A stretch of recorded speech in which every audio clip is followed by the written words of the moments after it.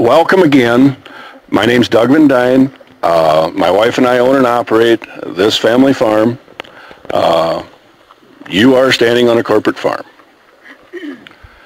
There's a stigma involved with that, I believe, with some folks, that these large corporate entities are ruining our food supply and our agriculture. I incorporated for tax and estate planning reasons. It's just my wife and we have some employees, and we have 3 children, none of them involved in agriculture. None of them saw the opportunity. What they saw was a lot of hard work and not enough pay compared to what they could do other places. And folks, I think that's part of what's wrong with agriculture today. I've been passionate about what I do all my life, like I explained to the other group. I'm 58 years old. I've done this all my life. I'm a 3rd generation ag producer in this country. My parents and my grandparents and great-grandparents immigrated here from the Netherlands around the turn of the century or just before. My first set of market hogs I sold at 12 years old when I was 12. When I was 14, I sold my first set of fed cattle. When I was 17, I started growing row crops. And when I was 19, I started employing help. So I've done this a while. That doesn't mean I'm not learning things every day yet. I certainly do. Is there opportunity in agriculture for young people? I believe absolutely that there is. Some of them don't see it. It doesn't have the typical 8 to 5, Monday through Friday schedule that so many people desire. This is a 365-day-a-year job. If it's Christmas or I don't feel good, we still take care of the cattle every day. Today there are about half as many cows in this country producing calves as there was in 1950, yet we produce the same amount of beef for the meat case. That's done through science and genetic improvements and the way we handle our cattle from conception to the consumer.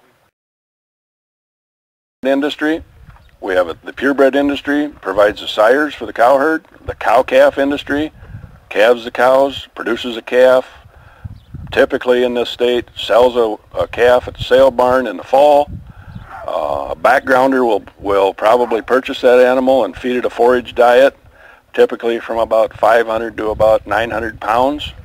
The feed yard industry, which is where we're at right here, will then purchase that animal at about, say, 900 pounds on average, feed it 125 days to a market weight of approximately 1,350 pounds, and sell it to a purveyor, a packer, a processor, who will package and or box the animal into, and then it goes to the retailer and into the meat case where you find the beef.